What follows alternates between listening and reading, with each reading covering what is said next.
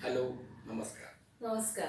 आज का विषय है यज्ञशाला और रिसर्च सेंटर या वेपनरी। हाँ, तो अना काका, प्राचीन भारत में प्राचीन काल से यज्ञ चलते आ रहे हैं। बराबर। तो फिर उसकी उत्पत्ति कैसे हुई? यज्ञ की उत्पत्ति अग्नि में से हुई है। हम्म, शुरुआत में जो हजारों साल पहले जो अग्नि था, हम्म, तो उसको अग्नि मालूम नहीं था। हम्म, तो पहला अग्नि रस करके ऋषि था। अच्छा। उसने अग्नि का शोध, जिसको बोलते हैं, खोज की, ढूंढ के निकाला। और फिर क्या हो गया कि वो लोग वैसा का वैसा ही खाते थे। तो फिर कच्चा खाते थे। तो उन्होंने फिर क्या किया, एक जगह पे बैठना, अग्नि, बहुत बड़ा अग्नि तैयार करना, सबका कॉमन, और वहां वो खाना खाते थे बना के। लेकिन फिर अड़चन ये आती, बाद में घर में कैसा बनाएंगे। तो उसमें से उन्होंने एक ऐसा पत्थर का कुंड बना लिया। तो कुंड बनाने के साथ हर घर घर में ऐसे कुंड बनाने शुरू किए। अच्छा। और वहां फिर अग्नि डालना, हाँ। और चालू करना। हाँ। लेकिन वो अग्नि जो आज अपने पास माचिस बॉक्स है, वैसा अग्नि निकालने के लिए सिर्फ वो गारगोटी से निकालता था, कभी निकलता था, कभी नहीं निकलता था। इसलिए उन्होंने क्या किया कि कुछ लोगों को बोला कि आप अग्नि 24 घंटे जलाते जाओ। एक बार में बनाया तो चलते रहता। तो उसका छोटा सा कुंड चलते रहता था। हाँ। और उन्हीं को अग्निहोत्री कहते हैं। तो अग्निहोत्री लोगों के यहाँ कुंड 24 घंटे जलता था। बाकी जो आजू बाजू के लोग हैं, उनको जब अग्नि लगता था कि सरपाक करना है, कुछ करना है उनको, तो वो खाना बनाना है, तो आते थे और सीधा सीधा उनसे अग्नि लेके जाते थे और अपने घर में चालू करते थे। अब अग्नि का यूज बढ़ते गया, तो उनको ये पता चल गया कि कोई भी लोहा हो, सोना हो, कोई भी मेटल हो, ब्रास हो, वो अग्नि में डालो तो पतला हो जाता, पिघलने लगता, नरम हो जाता है। फिर उन्होंने उसको ठोक पीट के किया, तो उनको औजार बन गए, उनका उसके बाद में और आभूषण बन गए। तो उसमें से काफी कुछ डेवलपमेंट होना शुरू हुआ। अब वो घर में तो पॉसिबल नहीं था, तो फिर उन्होंने जरा दूर जगह लेके फिर वो बनाया। अब वो बनाना तो बड़ा बनाना, तो फिर उसको भट्टी का रूप आ गया। अच्छा, इतने बड़े बड़े पैमाने, उसको बोलते थे यज्ञ कुंड ही। ये भी यज्ञ कुंड, वो भट्टी जो थी उसको भी यज्ञ कुंड ही बोलते थे। और फिर वो काम इतना बढ़ते गया, और खास करके जो मनु से लेके रघुराम तक 75 पीढ़ी हो गई, 4000 साल। ये 4000 साल प्रगति के, निरंतर प्रगति होती थी, कंटिन्यूअस। तो ये जो प्रगति का काल था, उसमें फिर वेपन्स बनना शुरू हो गए उसमें, वो अग्निकुंड, क्योंकि अग्निकुंड वो और बड़ा किया उन्होंने, फैक्ट्री जैसा किया। फिर उन्होंने सोचा कि इसका सब उसमें ये डालते हैं, बारूद डालते, ये डालते, वेपन्स बनाते, तो जरा दूर जाओ। तो समुद्र के या जंगल में जाके उन्होंने वो अपना वो भट्टी, वेपन्स की भट्टी वहां स्थापित की। और वो स्थापित करके वहां उन्होंने वेपन चालू किया। तो ये पूरे के पूरी सबको यज्ञ कहते थे। वो वेपन का जो बनता था उसको भी यज्ञ कहते थे, छोटा सा घर में है उसको भी यज्ञ ही कहते थे। तो इतना था यज्ञ का महत्व, क्योंकि अग्नि को फिर पूजने लगे लोग, तो भगवान मानने लगे, खाना बनता था। तो हर चीज को वो यज्ञ की उपमा देते थे। अपन जो बोलते हैं उदर भरण नोहे जानिले यज्ञ कर्म, यानी जो अपन खाना खाते उसको भी वो यज्ञ बोलते थे। अच्छा। तो अभी तो यज्ञ है उसका आजकल के युग में, जैसे कुंड में घी डालना, बराबर, ऐसा क्यों? हाँ, ऐसा दिखता है। एक्चुअली ये विधि नहीं था। उस समय में क्या था कि जो जंगल में जब ये वेपन्स बनाते थे, तो उसके बाहर में वो लोगों को पता नहीं चलना चाहिए वो वहाँ पे क्या चल रहा। इसलिए बाहर में अपना यज्ञ कुंड में घी डालने का काम चलते रहता था। अच्छा, तो धुआं होता था, तो उनको, वो लोगों को पता नहीं चलता था कि क्या चल रहा है। और दूसरा एक कारण आज प्रूव हो गया है कि अभी लेटेस्ट जो साइंटिस्ट ने बताया कि कोई भी कहीं पर भी पोल्यूशन हो जाए, तो उसके अनेक उपाय रहते हैं। उसमें से एक उपाय ये है, और सबसे सस्ता, कि आप एक घी को जलाते रहो। अच्छा। और घी की जो वेपर्स रहेंगी, उससे जो पोल्यूशन कंट्रोल होता है, वो सबसे सस्ता। अच्छा, सबसे सस्ता। तो ये दोनों कारण, वो एक विधि इनके बाहर चलता था, इनके बाहर में, और इसलिए वो विधि है। और बाद में क्या हो गया, सब नष्ट हो गया, युद्ध हो गए, ये हो गए, और विधि चलते रहा। इसलिए आज अपने को जो विधि दिख रहा, वो सिर्फ घी डाल रहे हैं अपन सिर्फ। अब ये जो अस्त्र शस्त्र सब बना रहे हैं अपन, उसमें बनते थे यानी, तो इसकी पुष्टि में और कुछ आप बताना चाहिए? क्योंकि अब तो लोगों को उसके ऊपर विश्वास नहीं बैठेगा कि वैसे अस्त्र वहां बनते थे।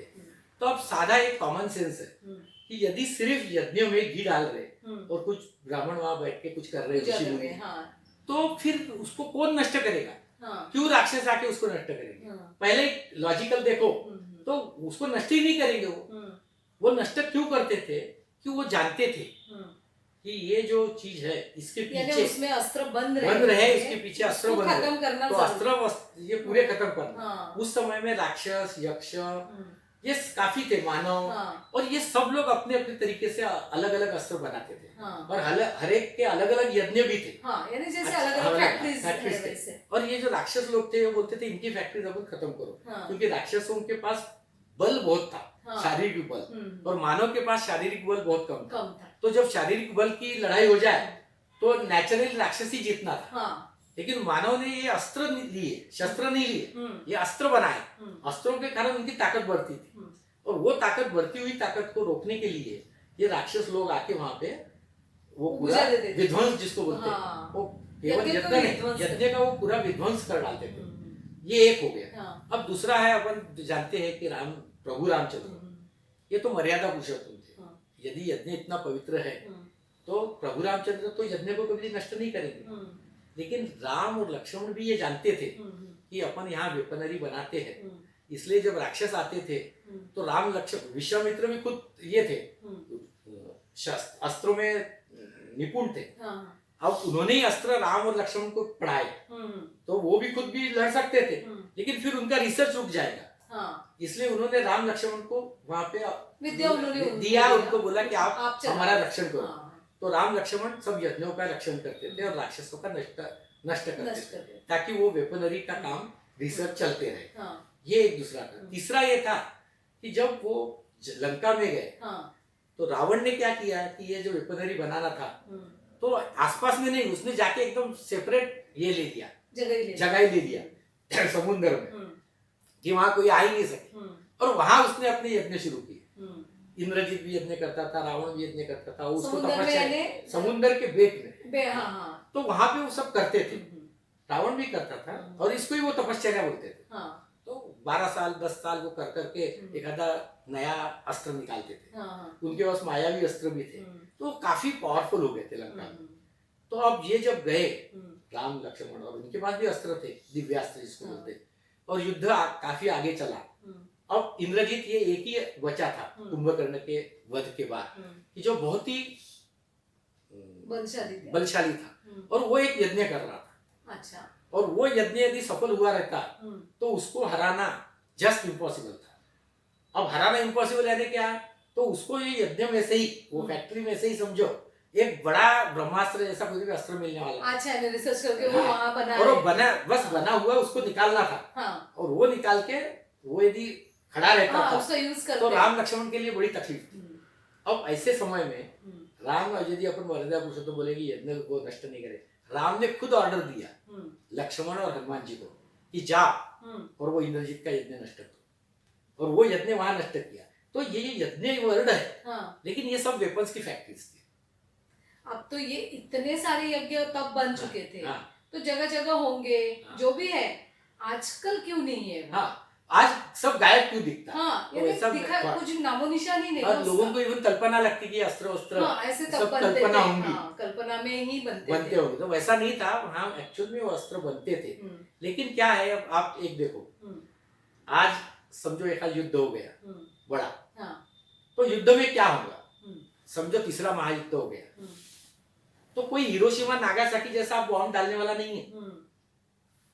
दो जो राइवल कंट्री रहेंगे वो एक में के न्यूक्लियर पावर्स पहले खत्म करेंगे, क्योंकि उसके पास न्यूक्लियर पावर है। यदि वो मैं सिर्फ वही डाल दूं, और वो गाइडेड मिसाइल से आज, वो गाइडेड मिसाइल बराबर वही जाके उतना ही स्पॉट पे खत्म कर देंगे, बाकी कुछ नहीं। वही चीज उस समय थी। यानी गांव वगैरह सब नष्ट नहीं हुए, वो खाली वही सब वही था। तो उन्होंने क्या किया, उसको बाण बोलते थे। शायद उनकी टेक्नोलॉजी आज से भी अच्छी है। ये आज की टेक्नोलॉजी में बड़े बड़े मिसाइल्स है, उनके बाण के ऊपर से वो मिसाइल जाता था, तो टेक्नोलॉजी और अच्छी होंगी, ज्यादा प्रिसाइज होंगी, छोटे इसमें कर सकते थे। आज भी अपन देखते पहले बड़ा कंप्यूटर था, छोटा सा हो गया। वैसे उन्होंने वो टेक्नोलॉजी तैयार की थी, और वो मिसाइल्स जाके नष्ट करते थे। तो उस समय राम रावण का एक ही युद्ध नहीं हुआ, तब राक्षस और इनके काफी युद्ध हुए। और वो पूरे रामायण काल में करीब करीब सब नष्ट हो गया। केवल राम और लक्ष्मण और कुछ लोगों के पास ये अस्त्र थे, लेकिन राम और लक्ष्मण पायस थे, उनको मालूम था ये अस्त्र अपने को अभी नहीं देना आगे, तो उन्होंने वो सब अस्त्र किसी के सामने नहीं दिए और खुद विसर्जित हो गए। लेकिन महाभारत में भी है ना ऐसा? हाँ, तो उसके बाद में क्या हो गया कि अपन जब महाभारत में आते तो महाभारत में एक्चुअली अस्त्र नहीं है। आप देखेंगे महाभारत में वहां देखो उसके पास गदा है, तलवार है, सब कुछ है, लेकिन जो उसको दिव्यास्त्र बोलते वो किसके पास है महाभारत में? केवल 4 लोग। एक तो द्रोणाचार्य, दूसरे भीष्माचार्य, तीसरे द्रोणाचार्य का शिष्य अर्जुन और चौथा कर्ण। अब ये 4 जनों को ही कौन पढ़ाएगा? तो एक ही था, उन्हीं के पास क्यों है?